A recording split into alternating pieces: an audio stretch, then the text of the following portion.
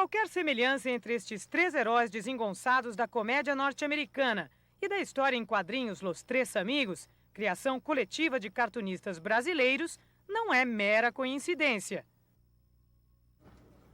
Bueno, y aquí con ustedes los tres amigos del cartoon brasileño. Una chica. Glauquito, Laerton y nuestro querido Ángel Vila. Ángel Vila. Eu estava comemorando o terceiro aniversário, segundo ou terceiro aniversário da minha revista Chiclete com Banana, e eu queria comemorar com os amigos íntimos da revista, que eram o Glauco e o Laerte. E me veio a ideia de fazer um encarte com trabalhos solos de cada um. Eu terminei de rabiscar essa ideia, fui para casa, passei na locadora e peguei o Three Amigos, do John Landis, que é um filme com Steve Martin e outros atores cômicos americanos. E aí me veio a ideia de dar o título, Los Tres Amigos. E aí, na brincadeira, na sugestão da ideia, surgiu a proposta de se fazer uma paródia do filme. No filme, três atores desempregados vão ao México pensando que foram chamados para fazer um show. Mas, ao chegarem, percebem que sua missão é viver os personagens que representavam na tela para salvar um povoado pobre de bandidos de verdade.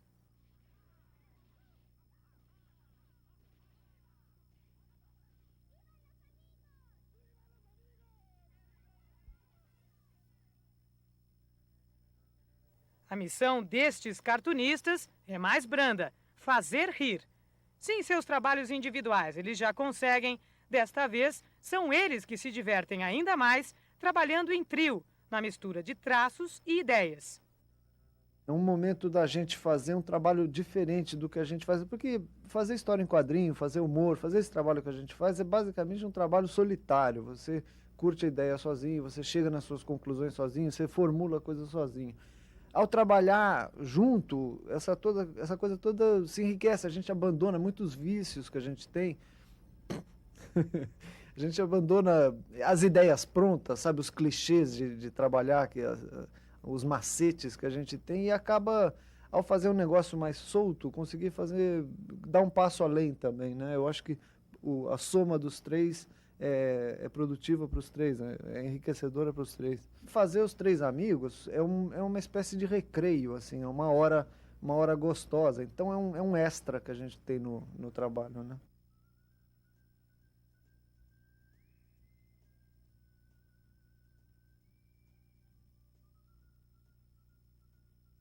As abobrinhas que não vão para o papel são mais engraçadas que realmente a maioria das histórias, né? E é interessante, porque é um tipo de resultado diferente do que você trabalhar sozinho. Trabalhar em conjunto é uma delícia. De alguma forma, o trabalho dos três se aproximam. Em algum lugar se cruzam, assim. Por comentar o lado comportamental do ser humano, por tratar a coisa de uma maneira um pouco lama no ventilador, assim. Então tem essa identificação dos três. Como no filme, três amigos de verdade há anos e colegas de profissão. Desenhistas e personagens ao mesmo tempo, eles se mostram ao leitor em situações hilárias, criadas a cada encontro semanal. O Glauquito é o mais atrapalhado dos três, né, vamos dizer. É o que chega atrasado, é o que sempre dá os furos da jogada. Mas ele corresponde à realidade. Ele corresponde um pouquinho à realidade. Geralmente, quando algum dos amigos faltam, a gente sempre sacaneia o cara que faltou, né? A gente desenha ele inteirinho, mas sacaneando. A gente se põe inteiro ali e você fica imaginando o que você faria nesse mundo esquisito que é o humor, né? E aí meio que o personagem funciona sozinho, o personagem próprio já fornece situações e tudo. Você vai atrás desenhando, né? Eles gastam meu café, meu açúcar, usam meu papel, usam minha retícula, o meu pincel, a minha tinta e depois a gente divide o dinheiro.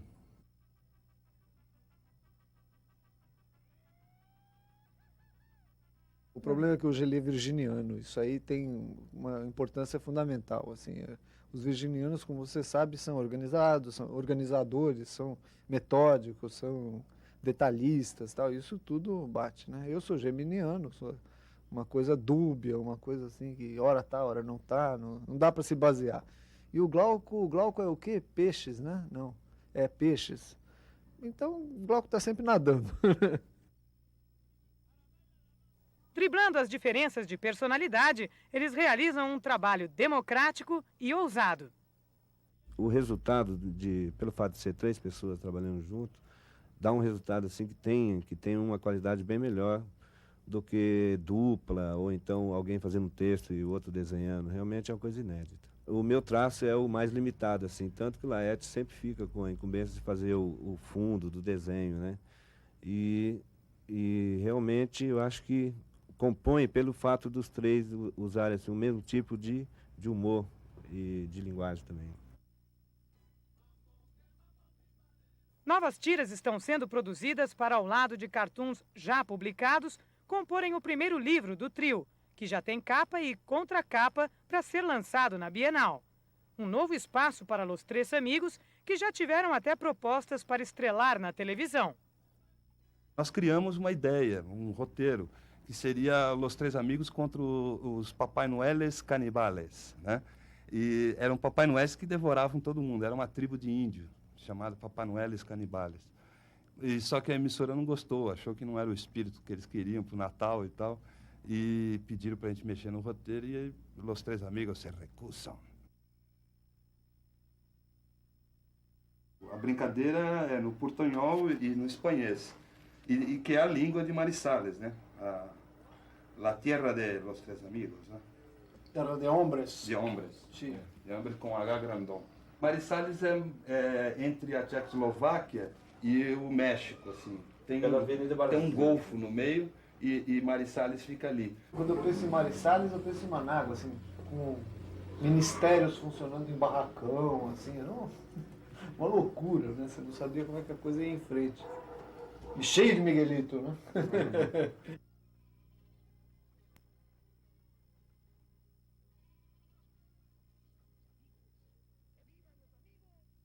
Tem os comportamentos básicos dos 3 amigos que aí se repetem. Por exemplo, Sim. pintou Miguelito, Pintou Miguelito, os 3 detonam. Não, os 3 detonam, né? eles atiram. Atiram. Tem Quem até... é esse Miguelito? Não, que aparece Miguelito, na que toda história? história de filme que se passa no Novo México, aquelas histórias sofridas, né, no deserto e tal, sempre tem um Miguelitinho ali, ou dedo duro, ou que salva o bandido. Como te chamas? Te chamavas. As histórias dos 3 amigos normalmente acabam em pizza ou em tiro, Glau? Em kibe. Olha, se a história se passa em El Piso, acaba em tequila, né? Yeah. E se for em Marisales, acaba no quê? Em tortilhas. Em tortillas.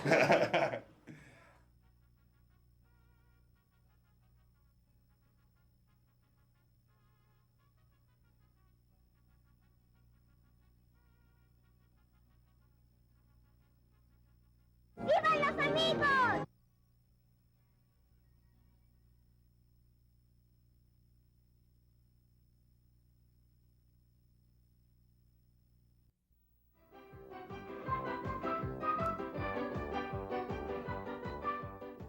Os sons estão por toda parte. É só sair por aí, nas ruas, no campo, no cinema, seja lá onde for, e os ruídos vão surgindo.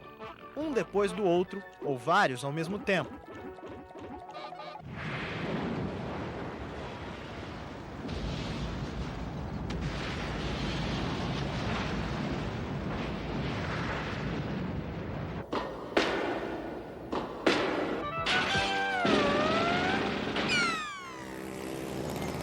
As pessoas já estão tão acostumadas com a presença do barulho no dia a dia que nem prestam mais atenção.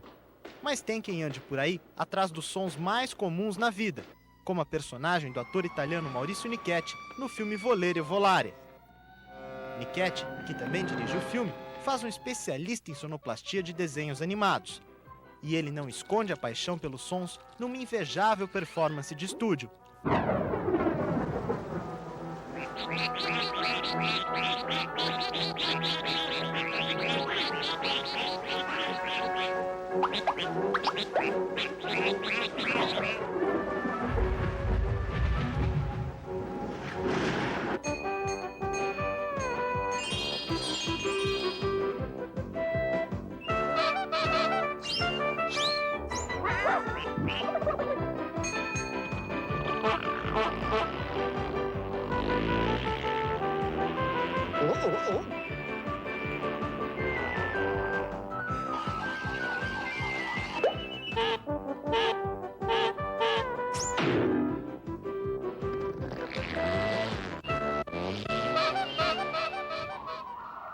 Fora do estúdio, ele é um verdadeiro caçador de ruídos e não mede consequências para conseguir o que quer.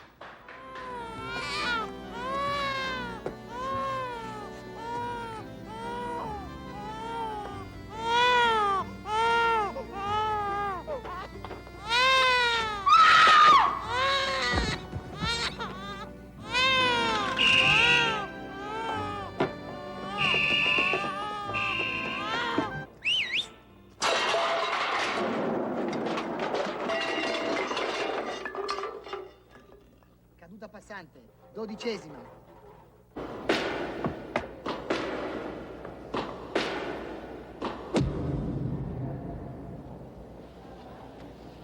Squash, palle, buona la prima. Aqui no Brasil, existem poucos especialistas nessa área, por problemas técnicos ou mesmo financeiros. E já que fica difícil sair por aí a cata de material, o jeitinho brasileiro foi buscar no exterior algumas pérolas da sonoplastia.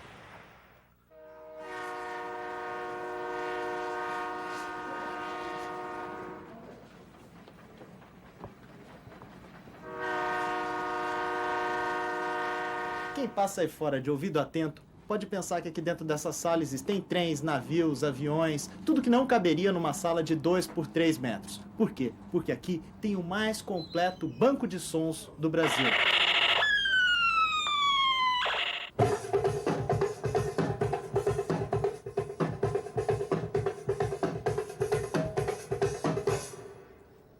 Por que fazer um banco de sons, Fernando?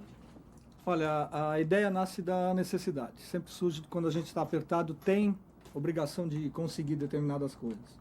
Eu, como sou produtor já há algum tempo, de rádio e de televisão, tenho tido dificuldade, como todos os colegas, de achar determinadas trilhas, determinados sons que sejam específicos para aquele momento que você precisa sonorizar uma imagem ou ainda criar uma expectativa no rádio. Então, a gente pesquisava antigamente em discos comuns e depois veio o problema de direitos autorais. Você tem obrigação de pagar direitos autorais ou conseguir a liberação dos direitos autorais para colocar uma música no ar. O banco de som resolve esse problema. A gente traz o material do exterior, paga os direitos autorais e permite às pessoas que ela monte o pacote que ela quer para fazer o seu trabalho. O banco de som tem de tudo. Nós temos trilhas sonoras, temos music library, temos background, temos música especificamente para aberturas e encerramentos de programas, para audiovisuais, para treinamento e efeitos sonoros. Então, infinidade, mais de 3.000, 4.000 efeitos sonoros de tudo que você pode imaginar. Haja garganta para ter esse grito. Você é cheio de sons, né Fernando? A gente tem uma variedade imensa aqui de sons e para quem gosta, para quem vive som, quem dorme, se alimenta de som, você está sempre pesquisando, você está sempre buscando e descobrindo coisas. Então há uma possibilidade muito grande de você visualizar. Você está ouvindo o som, você já bola uma imagem para ela. E às vezes você está vendo uma imagem e fala, puxa, tem aquele CD número tal, do catálogo tal, que serve exatamente para isso aqui. Você anda com o ouvido mais ligado que o normal? Eu sou um exagerado nessa área. Eu nasci para o som, especificamente, já trabalhei em rádio e televisão, mas som é uma coisa que me liga, é o cordão umbilical que me liga a essa terra, é o som mesmo. Fica caro a gente produzir o som que a gente quer? Fica caro produzir o latido de um cachorro?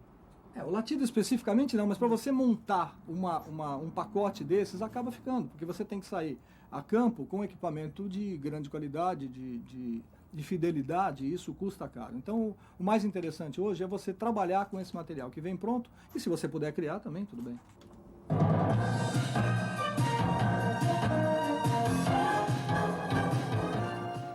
Esse som foi bastante marcante e continua. Ele hoje é tema da Rede Bandeirantes de Rádio e Televisão, de todos os debates e de toda a parte eleitoral. Toda vez que tem política, então esse som está identificado. E é feito com grande orquestra, coisa que dificilmente a gente conseguiria fazer no Brasil. Colocar uma orquestra dessas, com esse volume de pessoal, com essa orquestração, para fazer um tema de 30 segundos que seja, sairia muito caro.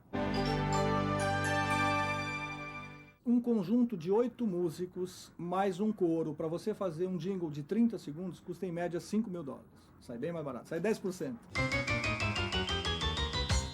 Você já fez muitas vinhetas para TV? Ou essa é uma coisa nova, esse banco? Não, o banco está sendo lançado agora, mas eu já trabalho com ele mais ou menos há 5 anos. A minha firma, a Publinter, já existe há 5 anos. Eu faço sonoplastia, produção de vinhetas, trabalhando com algumas rádios ao longo do Brasil. Em Recife tem a Rádio Cidade, em Paraná tem a Rádio Maringá, tem rádio no Mato Grosso, tem em Porto Alegre. Tem uma série de clientes que trabalham com a gente há muito tempo, né? Em São Paulo eu tenho felicidade muito grande. Eu trabalho com a Rede Globo, trabalho com a Rádio TV Bandeirantes, com a Rádio Trianon e com outras empresas que procuram a gente. É tudo CD ou você tem também coisa mais do Arco da Velha, vinil?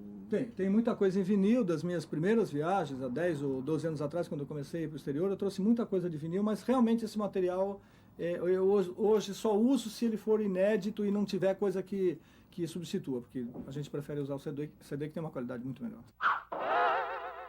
Já aconteceu alguma vez de você encanar um som? Tem um som que eu tenho assim na cabeça que ele serviria para a Embratel. Eu colocaria a voz de um locutor chamado Ferreira Martins, um dos mais completos na minha opinião, dizendo mais ou menos o seguinte: no ar, mais uma transmissão internacional com a qualidade Embratel. Passei no teste? Pouca gente sabe que o banco de sons pode ser a alma de muitos negócios. Na publicidade, na TV ou no cinema, os pequenos ruídos dão vida a textos, imagens e muito mais.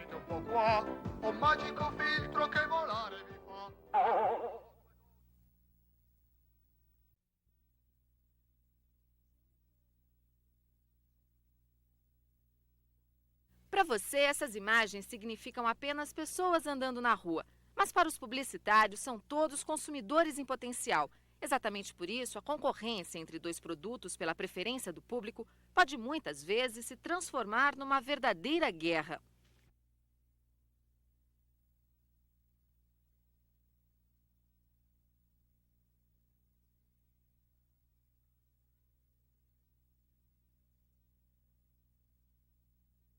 Essa guerra, quando é explícita, leva o nome sutil de propaganda comparativa. Um terreno minado onde um produto pode fazer referências diretas a outro na tentativa de provocar a curiosidade e a troca na hora da compra. Um mercado cada vez mais voltado para os interesses imediatos do consumidor em questão de preços e até de tecnologia, nós podemos dizer que nesse mercado a fidelidade de marca vem caindo bastante. E a propaganda comparativa é muito útil. Sempre foi muito útil, mas nesse momento em especial é muito útil no sentido de ressaltar as virtudes de um produto que o consumidor ainda não conhece.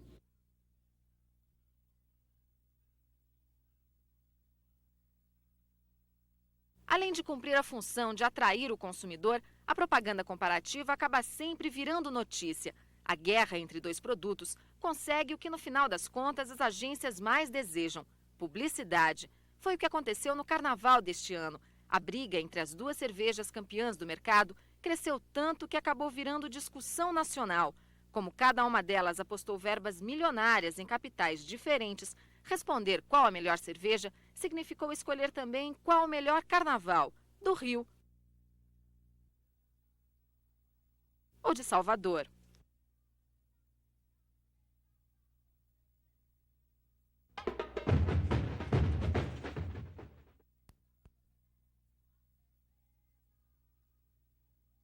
Pra você, que é o número 1 do carnaval.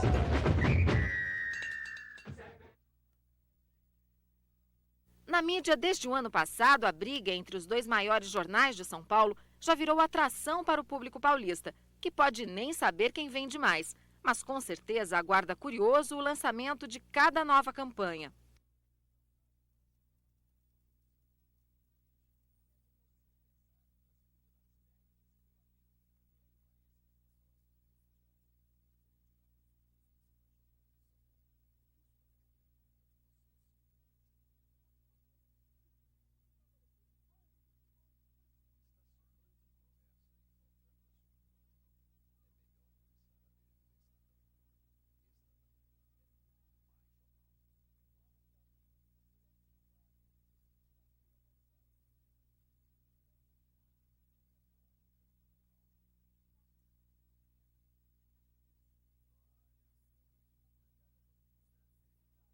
Outra guerra que já faz parte da história da propaganda comparativa foi travada entre duas marcas de margarina. De um lado, uma campanha baseada em sorteios como esta que está no ar hoje.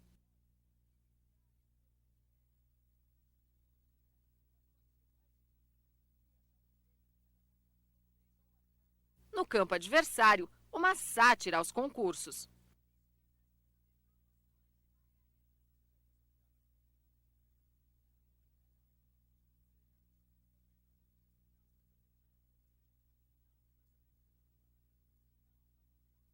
Nesse caso, a guerra foi interrompida e a Bona teve que tirar seu comercial do ar por decisão do CONAR, o Conselho de Autorregulamentação Publicitária, que existe justamente para evitar os abusos no front.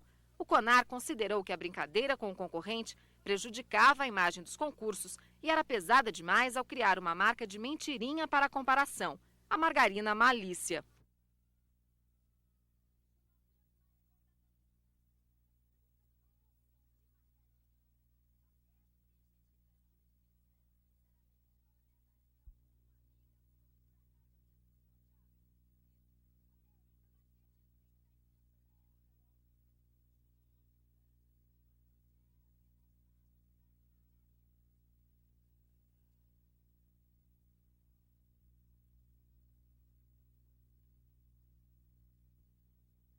Mas a briga mais recente rendeu muita roupa suja entre quem lava mais branco e quem dá o branco na medida certa.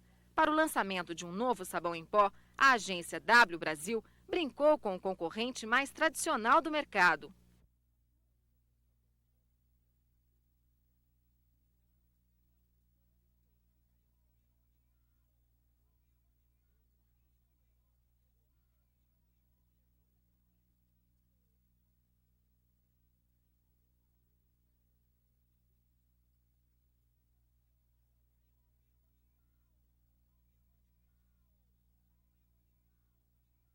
A resposta veio em forma de teste.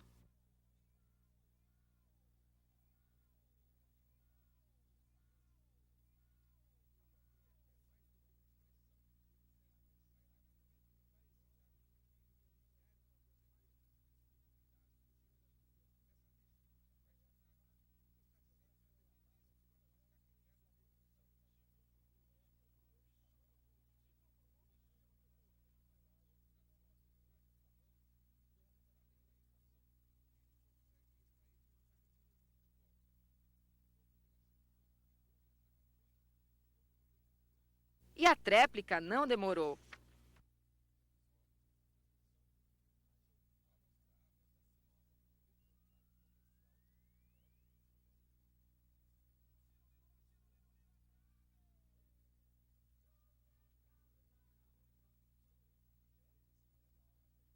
Justamente por causa desta resposta brincalhona, o CONAR foi chamado para a briga e decidiu tirar o comercial do Quanto do ar. Motivo: desrespeita a concorrência leal e denigre a imagem dos próprios publicitários.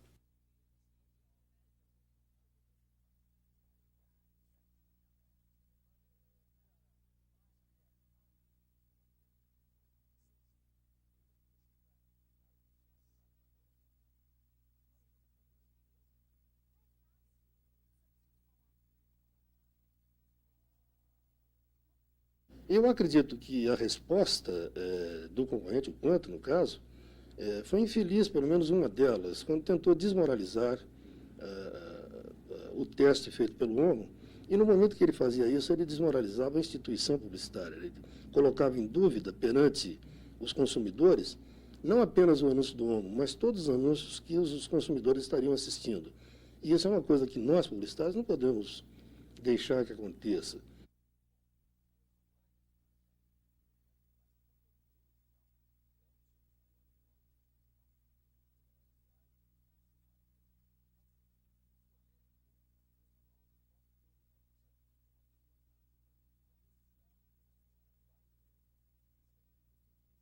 Antes de fazer o comercial de Quanto, o comercial que foi para o ar, nós fizemos uma pesquisa a respeito do que as consumidoras pensavam do comercial de Omo e como elas consideravam que deveria ser a resposta de Quanto. As pessoas têm consciência de que as mensagens publicitárias são pagas, são produzidas, são editadas, então, por mais verdadeiramente que elas sejam feitas, elas sempre se transformam em obra de ficção.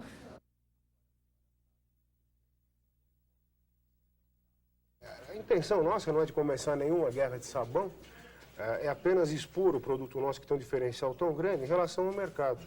Daí a preocupação nossa de ter não só o nosso produto no comercial confrontando, mas com alguns outros da concorrência. Diferença surpreendente, viu? Tá aí para quem quiser ver. Olha, eu me sinto na obrigação de convencer as pessoas a usarem homo. Eu não vi até agora nada. Com ou sem punições do CONAR, as duas marcas foram presença constante nos meios de comunicação, justamente para falar dessa briga. Resultado, lavar essa roupa suja foi excelente para as duas agências.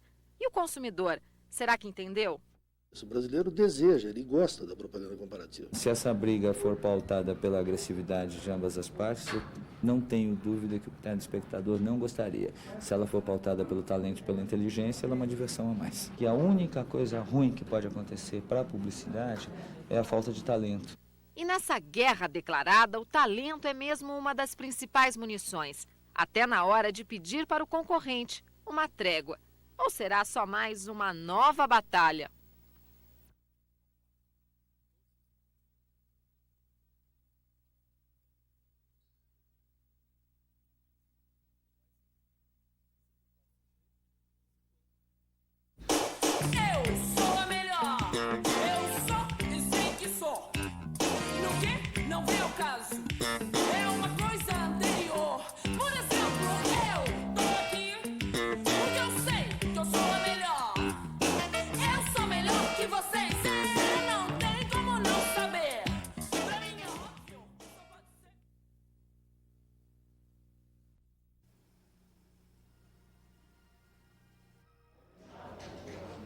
O cinema é a TV do passado, mas é uma arte presente. O primeiro veículo que conseguiu colocar uma ideia e uma imagem em movimento. E muita gente apostava que com o evento do vídeo, o cinema ia por água abaixo. Só que ele resistiu e ainda emociona tanto ou mais do que a televisão.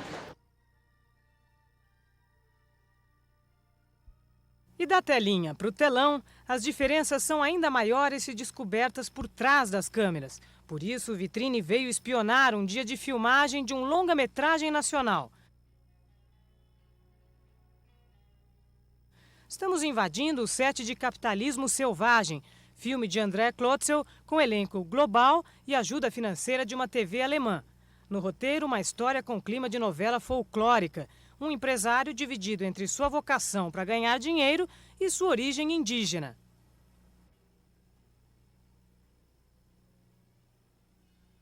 O filme surgiu de uma ideia de usar os esquemas narrativos, dramáticos e tal, de novela, de folhetim, onde o folhetim mais envolvido no Brasil é a novela.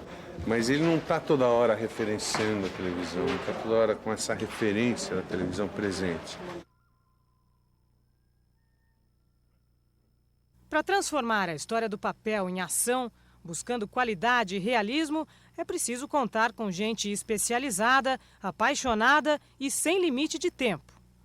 Tem que ter pressa, mas a nossa pressa, se eu falar que eu estou com pressa, todo mundo vai achar ridículo, porque a pressa minha é filmar 1 minuto de tela, 2 minutos de tela por dia. Eu preciso cada dia pôr mais ou menos 2 minutos de coisa acabada na tela. Só que tempo é dinheiro, e para executar um projeto desses com preciosismo e sem ouvir tanta reclamação, só tendo uma equipe dedicada de corpo e alma. Tudo você tem que ficar pedindo, pelo amor de Deus, pedindo emprestado, é realmente super difícil. Mas também tem a coisa do encanto do cinema, então as pessoas meio que entram na coisa da magia do cinema e...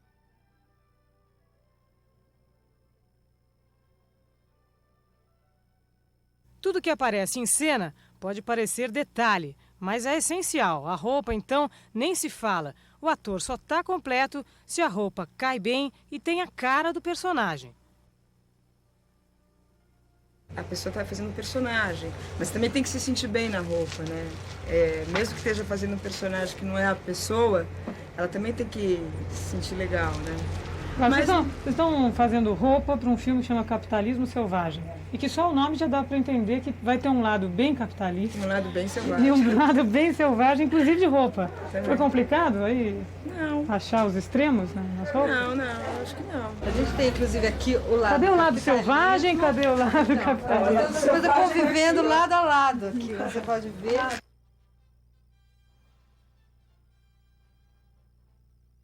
A maquiagem certa, às vezes simples, com direito a palpites, dá o retoque final. Uma coisa que eu pensei é o seguinte, lá no Xingu, eles partem aqui e pintam de vermelho aqui. Então, mas vamos se vestir todo inteiro? Isso, e a gente vê, porque isso aqui pode ser uma testa vermelha e a bolinha.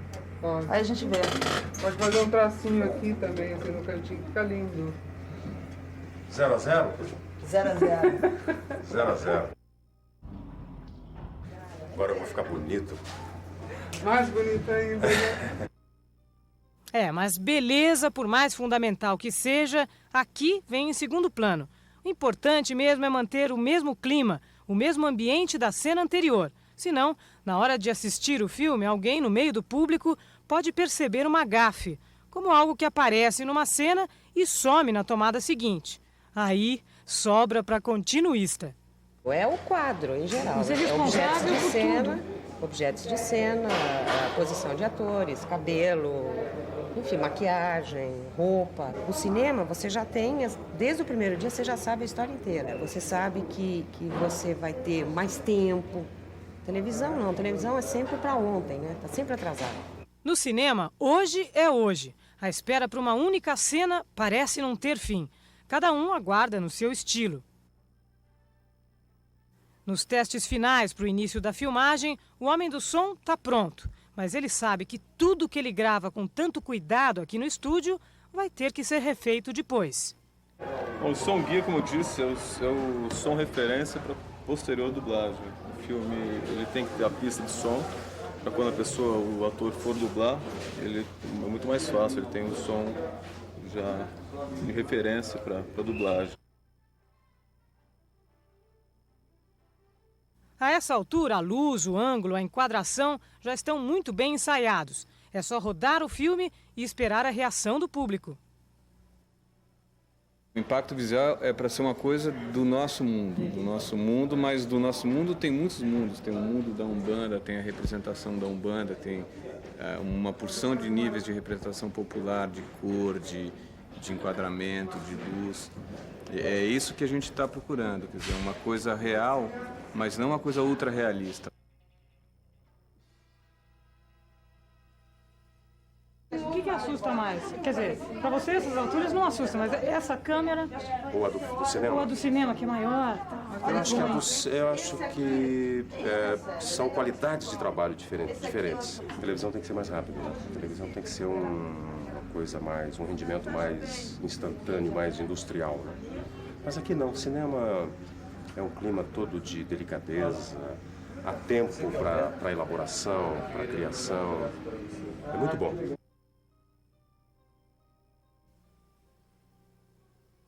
Para quem veio da TV e aterrissou no cinema, a lição de casa é conviver com o sacrifício, não poupar esforço nem fôlego por uma recompensa subjetiva, uma paixão quase inexplicável, mas sublime. O que é trabalhar no cinema brasileiro? É ser apaixonado por uma mulher que te trai diariamente. Corta!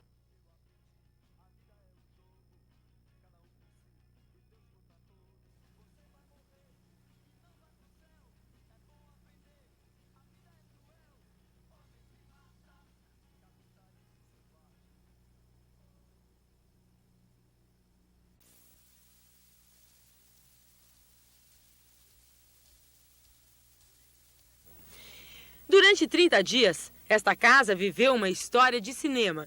Mais de 300 pessoas se mobilizaram em torno de um fenômeno muito estranho, que nem os jornais conseguiram explicar: o efeito ilha. Tudo começou com essa equipe de filmagem em uma emissora de televisão. A história envolveu várias pessoas nessa casa e acabou em procissão e morte na favela. A história é a seguinte, o João William é um técnico de TV, graduado, um cara muito bom de sistemas de TV, junto com o engenheiro eletrônico Armando Torres. Daí ele está lá fazendo manutenção e cai uma faísca de raio no equipamento onde ele está fazendo a manutenção e ele desmaia com aquilo, leva uma carga, um choque elétrico. E a partir disso ele começa a pegar em todas as TVs, entendeu? Começa a pegar em todas as TVs 24 horas por dia. Ele acaba virando um grande publicitário, porque vende tudo, é que ele se enche disso, percebe que ele é o Messias, o enviado para salvar as pessoas do pecado, curar a gente, e passa a curar idético, paralítico, todo tipo de gente que sofre de enfermidades, necessidades do corpo e da alma. A emissora onde acontece o tal fenômeno é a própria TV Cultura. E nós pudemos acompanhar de perto como é difícil filmar uma cena de desespero, pelo menos para esse porteiro. Vem sério assim, grita pra ele lá, assim, ó. Ei, peraí! Não sei o que é toda mão. Assim, peraí, seu William! Entendeu? Só isso, entendeu? Senhor William, espera, seu William. Senhor William, espera. Não, tem que ficar assim. Grande variedade. Aonde vai acontecer o resto da história já está desenhado na parede. É isso mesmo. Esses são os primeiros traços para a montagem de todos os cenários do filme. O Cristiano, diretor de arte, recebeu a missão de transformar esta casa em 22 ambientes diferentes. Por onde começa nessa hora, Cristiano? Bom, é meio difícil, né? Mas quando você recebe uma casa dessa, é uma mansão no Pacaembu, 8 andares tem a casa, ela é meio uma casa meio estranha, então eu e o Gal, a gente começava a passear pela casa para procurar o ambiente que poderia representar um tipo de personagem, a família dele. E tem muitos personagens de diferentes classes sociais, então a gente ia procurando o espaço adequado para cada um. Conforme as filmagens foram acontecendo, os cenários foram sendo desmontados. O último a resistir foi o do apartamento da personagem de um vídeo maníaco.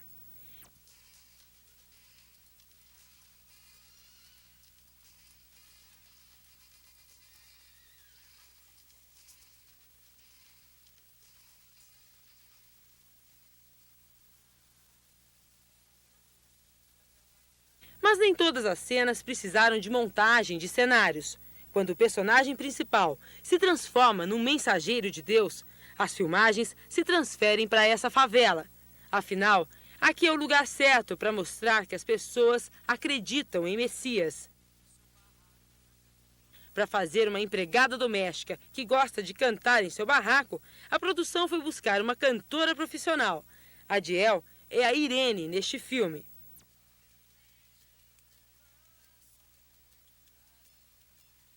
Eu sou mais ator do que tocador de caixinha de fósforo. Mas... Eu não sei se eu interpreto, eu acho que eu canto.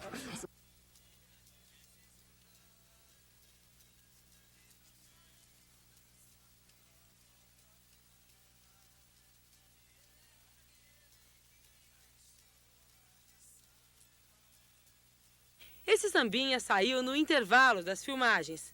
A cena que vai ser filmada agora tem um outro ritmo. Sou especialista em armamento, tá? E vim aqui dar uma força, né? Porque acho que o cinema nacional está precisando disso aí. Primeiro eu estou instruindo a colocação do coldre, deixando ele firme, e como ele vai sacar uma arma sendo segurança. Isso vai ser feito com o outro também. A ideia é não dar bandeira mesmo. Ele olha por cima, geralmente óculos escuros para não saber para que lado está olhando. Esse esquema começou com o FBI nos Estados Unidos e vai para o mundo inteiro. Já fiz papéis como policial civil, filmes de época de repressão, movimento estudantil. Quer dizer, não é a primeira vez, né? No filme, ele é um dos seguranças do Messias, que nessa cena é assassinado durante a procissão. Para essa filmagem, os próprios moradores da favela viraram atores. O que sempre me surpreende quando eu filmo é que o brasileiro e a brasileira são atores e atrizes natos. Isso é impressionante. Não é só você falar para ele que você agora é um marceneiro, ele é, você agora é milionário, ele é, o que quiser. Só dar um tratinho, maquiar e botar ele em cena, que isso surpreende muito o diretor estrangeiro, né? Trabalha com ator e atrizes brasileiras, eles adoram.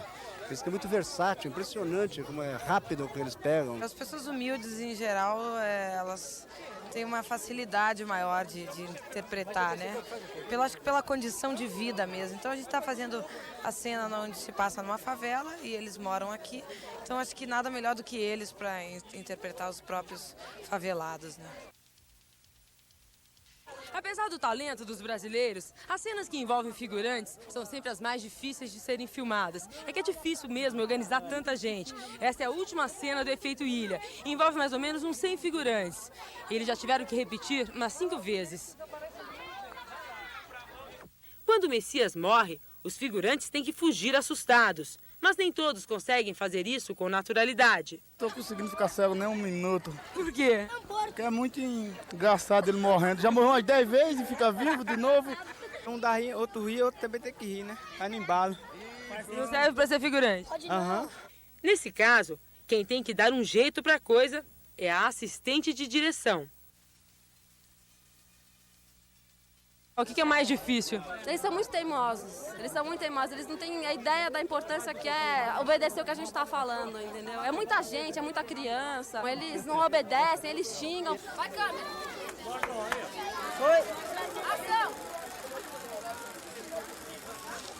Pode começar agora! Vai, entra também! Pode ir embora! Vai,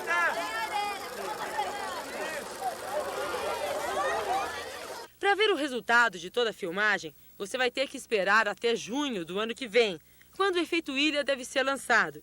E quem sabe, a estreia desse filme marque também o início de uma nova alternativa para a produção do cinema nacional. A gente decidiu, junto com outras entidades da área, fundar um negócio junto à Prefeitura Municipal chamado PIC, Programa de Incentivo ao Cinema. Que é o quê? É uma parte do ingresso do cinema, do ISS do ingresso do cinema, vai direto para um fundo de produção de filme. Agora, inclusive, virou lei. É lei isso. Começamos isso em 90, a partir de 91 a gente conseguiu produzir 3 longas. E a partir disso, houve essa possibilidade do primeiro recurso. E consegui muita sociedade da iniciativa privada. O povo brasileiro gosta de cinema, viu? Gosta de TV, enfim, gosta de dramaturgia.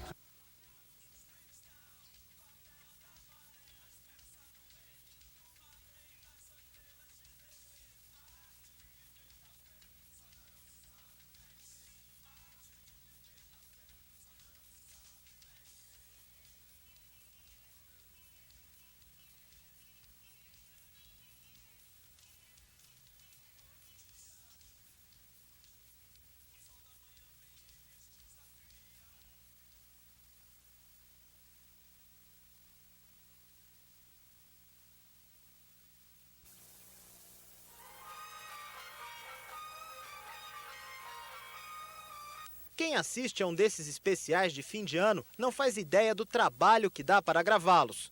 A Cultura fez um, com César Camargo Mariano, que será exibido em 2 partes.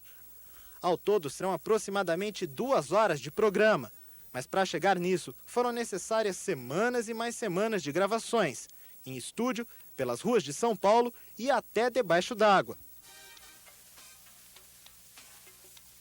O trabalho começou em Paraty. Foram 5 dias fazendo imagens em praias, com direito a muito mergulho.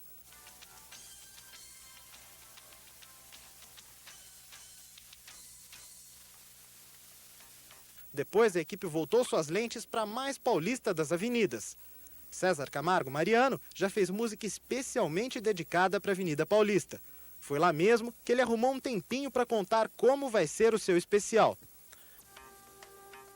Dá uma panorâmica, assim, do que foram, mais ou menos, os 30 anos de profissão, os meus 30 anos de profissão, com amigos, com convidados e tal, cantores que participaram da minha vida e que eu participei da vida deles, nesses 30 anos, músicos e tal, num show, praticamente ao vivo, no Teatro Franco Zampari.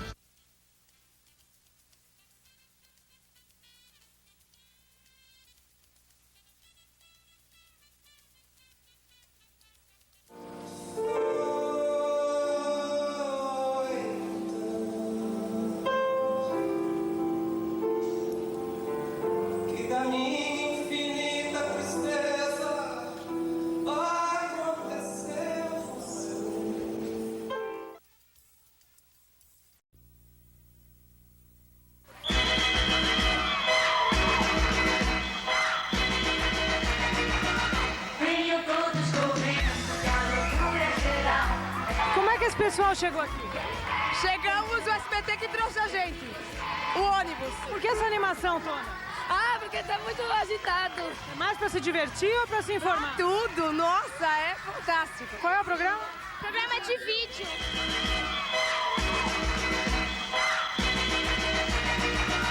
Venham todos correndo, que a loucura é geral. Essa festa de tudo é. O SBT nunca negou que leva a sério a briga pelo Ibope com a Globo. Depois que a videocacetada do Faustão começou a dar muito certo, a emissora resolveu lançar um programa do mesmo gênero, apresentado pelo segundo apresentador da rede, o Gugu. O programa de vídeos que vai ao ar nas tardes de domingo quer ir além da simples concorrência e tenta lançar novas maneiras de explorar o vídeo amador feito em casa. Além das videomancadas, entram em cena imagens íntimas produzidas entre casais apaixonados,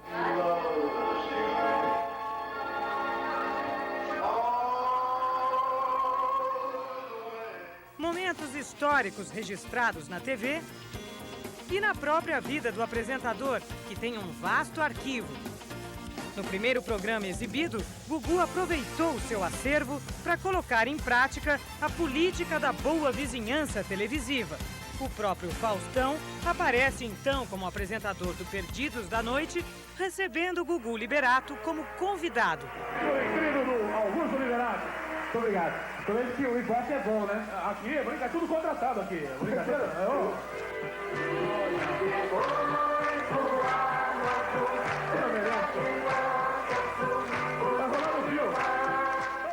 Vizinhos, Ibope à parte. E o barulho dessa vizinhança no vídeo promete abalar o canal ao lado. Apesar de não coincidir exatamente com o horário do Domingão, durante quase uma hora em que os dois programas estão no ar, a maior audiência é praticamente dividida e, às vezes, até oscila para o lado de cá. O termo videocassetada deve ser uma invenção da equipe de criadores de humoristas, de redatores humoristas do Fausto. Agora, videocassetada não é só videocassetada, chama-se vídeo caseiro. E vídeo caseiro existe no mundo inteiro. É assim, há um programa, chama-se America Funniest, nos Estados Unidos, que dá $10 mil semanais e $100 mil mensais. Eles pegam vídeos de todos os lugares do mundo e redistribuem.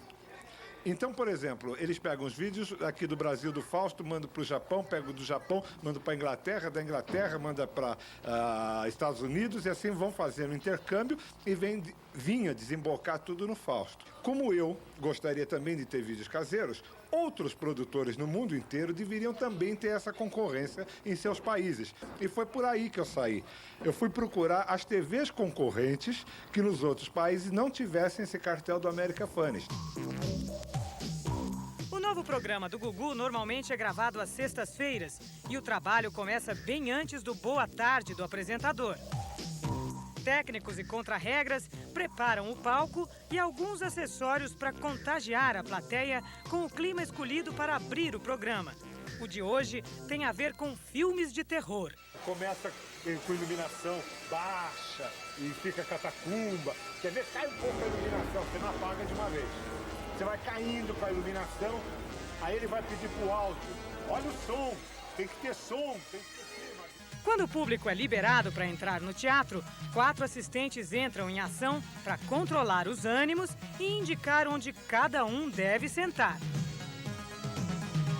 Como é que faz para organizar o público sentado no lugar certinho? Não, é as maiores, a gente põe as maiores na frente. As mais bonitas são? Não, são todas bonitas. Qual é o critério? São assim as maiores na frente. Olha que lindas, meninas. Na prática, é preciso ser mais que bonitinho para estar nas primeiras filas. Modelos maquiados e mestres do sorriso são chamados para contribuir com o visual da plateia. Você veio de que agência? Eu vim pela Prit. Como é que é esse papel de ter que rir na hora certa? Ah, sei lá, não é na hora certa. É quando eu sinto que tem que dar risada mesmo que é engraçado, eu rio. Descontraído. É legal ser bonito e sentar na primeira fila? De vez em quando, de vez em quando.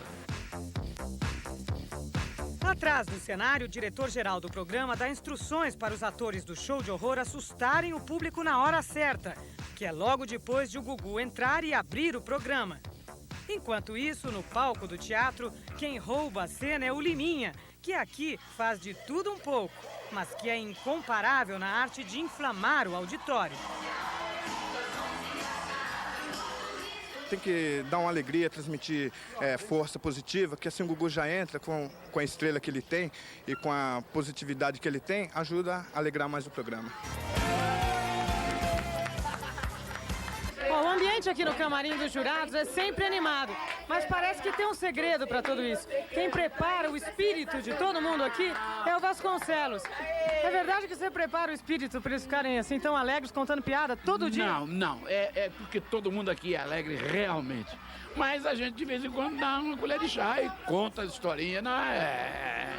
Quer que você não perde a oportunidade? Não, eu nunca perco a oportunidade. Se o dia que eu perder a oportunidade, eu perco a minha profissão. Nada combinado. Tudo é feito de improviso e na hora sai e sai bem. Quando o programa começa pra valer, tudo que foi preparado é colocado em prática para mostrar que artifícios simples podem dar um efeito especial na TV.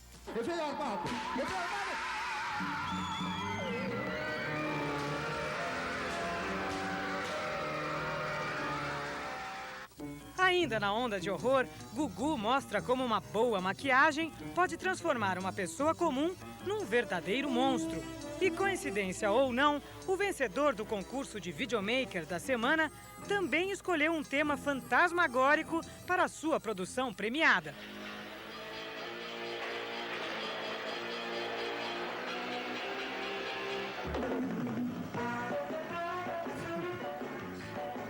O pior vídeo da semana também é escolhido pelo júri, que usa a própria intuição, mas não dispensa a opinião do público. Tudo bem. Quantos vocês acham que eu devo dar? 200? No programa de 1h20, ainda há espaço para os melhores momentos do jornal Aqui Agora, brincadeiras com truques de televisão e, entre outras atrações, uma novela onde os personagens são escolhidos no público pelos câmeras do programa, seguindo o enredo narrado pelo apresentador.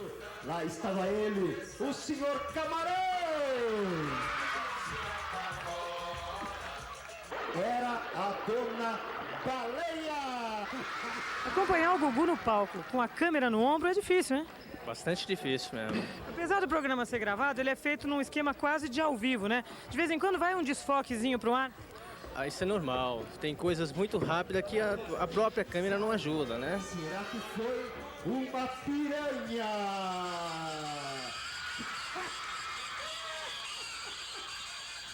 No final do programa, o maior incentivo para quem foi pessoalmente assisti-lo. O prêmio de uma TV em cores oferecido pela produção. Como vai? Muito prazer. Você veio com uma caravana? A esta altura, às 4 horas de domingo, o programa do vizinho lá da Globo continua e repete suas videocassetadas para o caso de o telespectador ligado aqui conferir também o que rola por lá. E a rivalidade segue em frente, dando mais opções ao telespectador. Eu tenho muito mais quadros de vídeos que não são vídeos caseiros do que propriamente as videocassetadas. Também tenho videocassetadas, mas como isto era um monopólio da Rede Globo, nós quebramos o monopólio ao exibir videocassetadas de outros países do mundo aqui no Brasil, que só a Globo podia. Por quê? Acho que isso é muito saudável para a concorrência, aliás, para os telespectadores também. Nós temos outras ideias que estão guardadas, porque quando cansar uma, a gente coloca outra, e acho que esse programa tem tudo para evoluir. Não podia ser melhor. Para nós.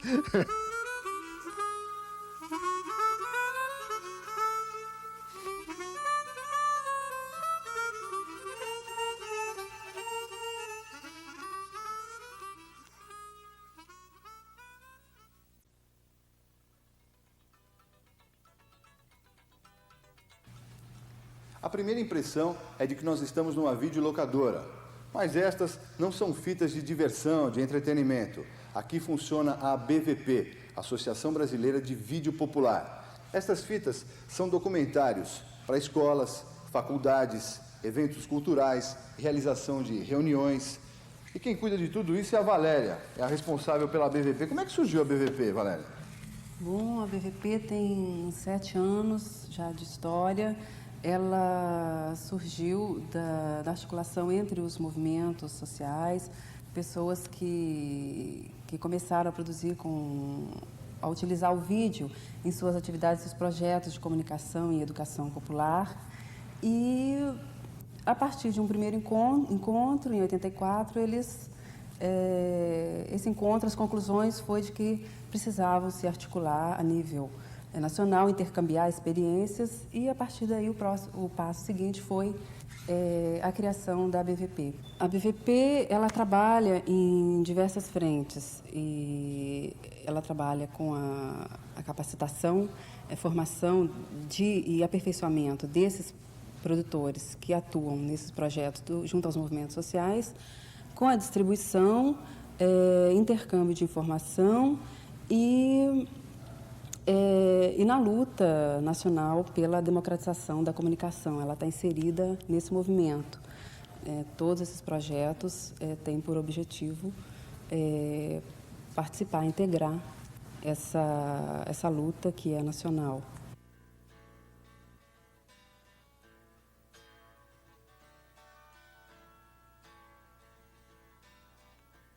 A BVP, ela tem a relação com os movimentos sociais, ela distribui a produção desses movimentos e que eles também utilizam nas suas atividades, nas suas reuniões, mas que também ele está à disposição de qualquer interessado. Bom, se eu chegar aqui e quiser alugar uma fita, eu também alugo. Você pode. Estudantes, pesquisadores, professores, secretarias de governo. Está aberta a qualquer usuário, qualquer pessoa que queira utilizar. Funciona mesmo que nem uma videolocadora. Eu venho, alugo o filme. Tem que ficar sócio nesse também? Nesse aspecto, sim. É só vir, cadastrar, é muito rápido. E já pode levar o material.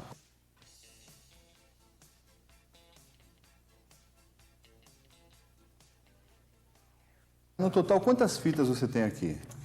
São um pouco mais de 300. São 25 diferentes temas. E entre eles, a gente pode destacar a mulher, direitos humanos, a questão da terra, a questão da organização sindical, movimentos comunitários, meio ambiente, menor. Sempre documentário? Documentário e ficção também.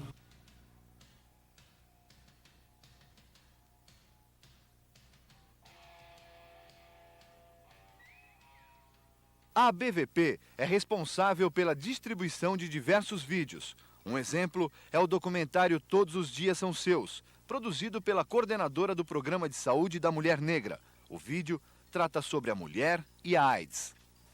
Nós somos um grupo que temos um compromisso com as mulheres do nosso país e principalmente com as mulheres negras. E como até recentemente não havia nenhuma divulgação maior a respeito dos perigos que a AIDS representa para as mulheres, nós consideramos que seria fundamental produzir um vídeo sobre isso, porque toda a divulgação, folhetos e vídeos que tinham sido produzidos até então estavam fundamentalmente dirigidos para o público masculino. A distribuição está a cargo aqui da Cinevídeo, que é a distribuidora da BVP. Esse vídeo, que se chama Todos os Dias São Seus, ele foi premiado, foi uma das 10 fitas premiadas em concurso promovido pela BVP. Para se produzir um documentário, é necessário muito trabalho e muito tempo, ainda mais para quem está sozinho. O Nelson faz parte da União dos Movimentos de Moradia de São Paulo. Apesar das dificuldades, ele encara essa luta com o maior empenho. Você não sente falta de uma equipe para trabalhar? Sinto, e como, viu? Pô, e como é que é fazer isso aí sozinho? Olha, é difícil, mas a gente acha legal pelo que vai causar, né? Porque a população, para quem vai esse vídeo, é uma população muito carente, uma população muito desorganizada. Então, o mínimo que a gente pode fazer para tentar organizar essa população, até para elas poderem consumir outra coisa, até para elas poderem ver o vitrine bem legal, né? Ela precisa de instrumentalização, ela precisa de ver coisas, né? É um vídeo sobre cortiço. E você sabe que tem 3 milhões de cortiçados em São Paulo. E essa é a primeira experiência de cortiço, né?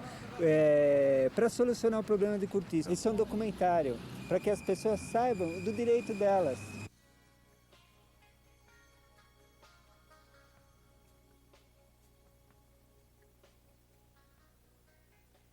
Tem que ser em VHS porque está muito caro, né? A gente sente as dificuldades que tem do VHS, né? Que nem hoje, assim, a gente vai fazer uma imagem aqui, né? Tem os problemas de luz, de contraluz, isso também falta equipe, né? e falta um equipamento melhor para a gente, mas a gente tem que fazer com o que tem, né? Para as pessoas que trabalham nesse multirão, o documentário que está sendo feito aqui tem um significado muito importante. Sendo para mostrar, divulgar o trabalho e a organização das famílias de Cortiço, todas as ajudas que vêm para ser mostrado lá fora, para que outros tenham experiência e possam também lutar e realizar um sonho que a qual nós realizamos, é importante sim. Bom porque divulga as coisas, o que está acontecendo em São Paulo. Estou mostrando meu trabalho, né? Meu esforço de luta, de mutirão, de moradia, né? É muito importante para mim. Divulgar causas sociais não é uma tarefa fácil. E a BVP está aí para encurtar todo esse caminho. A experiência de produzir o Todos os Dias São Seus foi tão positiva e a resposta que a gente está recebendo está sendo tão entusiasmada por parte das pessoas que estão vendo esse vídeo que eu estou me aventurando a pensar na possibilidade de continuar, né, utilizando esta forma de comunicação como uma forma extremamente ágil e que produz, né, um impacto muito positivo, porque o vídeo está além da questão do saber ler, por exemplo, né? Nós que trabalhamos com a comunidade negra, uma comunidade que apresenta um alto índice de analfabetismo ainda no Brasil, é fundamental a gente poder ter instrumentos de comunicação que independam desta desigualdade que divide a população no Brasil, né?